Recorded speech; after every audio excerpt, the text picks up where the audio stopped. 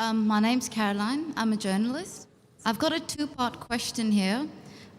Does Islam propagate acts of forgiveness? Yes or no? Does Islam propagate acts of forgiveness? Just ask the question, does Islam propagate acts of forgiveness? Of course, yes. And every chapter, every surah of the glorious Quran begins with the formula, Bismillah ar-Rahman ar-Rahim. In the name of Allah, most gracious, most merciful. So why does it... Yes, sister. Second part of the question. And the second part of the question is, why Interrupt does me, it yes, no permit... Why does Islam permit honor killings? Honor killing? Yes. What do you mean by honor killing, sister? Honor killing, the right to avenge your brother's blood in the name of Allah. It might be out of context, but I just need to know if This there's is an the answer question to that this. If I get you mean honor killing means if someone kills any human being to take revenge. Yes. That's what you mean. Yes, because I've read a few books, and a lot of the times people have said that they are allowed to kill their brother or to kill somebody else because their brother has been killed by another human being. This was also a very good question, that if Islam propagates act of forgiveness, why does it permit honor killing? Yes. Why does it permit? That's a very good question. Sister, if you analyze this mention in the Quran, in Surah Baqarah, chapter number 2, verse number 178, the had penalty, the punishment of death, on the basis of qisas.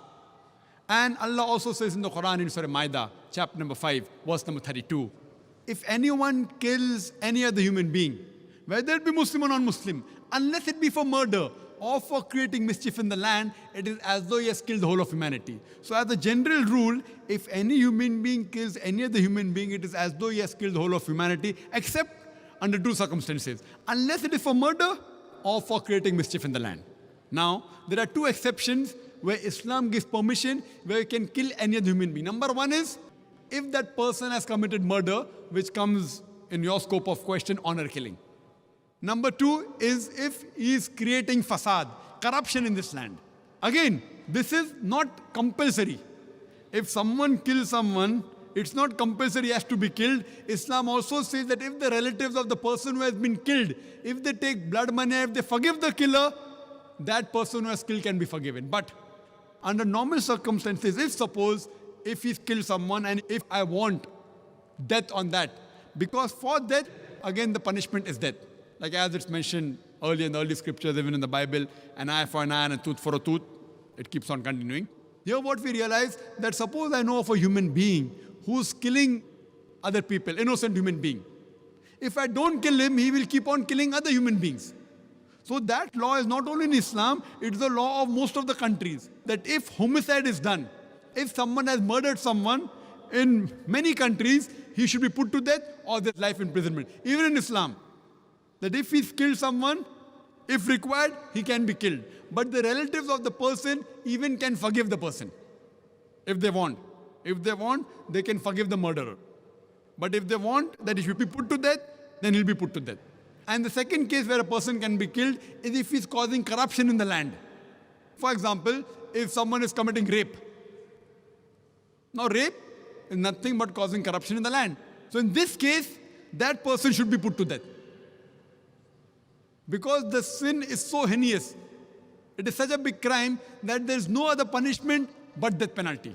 And I have asked this to many non-Muslims, that God forbid, if someone rapes your mother, and if you are made the judge, and the rapist is brought in front of you, what punishment will you give him? And 100% of the non-Muslims, they told me that we will put him to death. Some went to the extreme of saying we will torture him to death. So why these double standards? You know, in America, which happens to be one of the most advanced countries in the world, according to the FBI statistics, in 1990, every day on average, 1,756 cases of rape took place.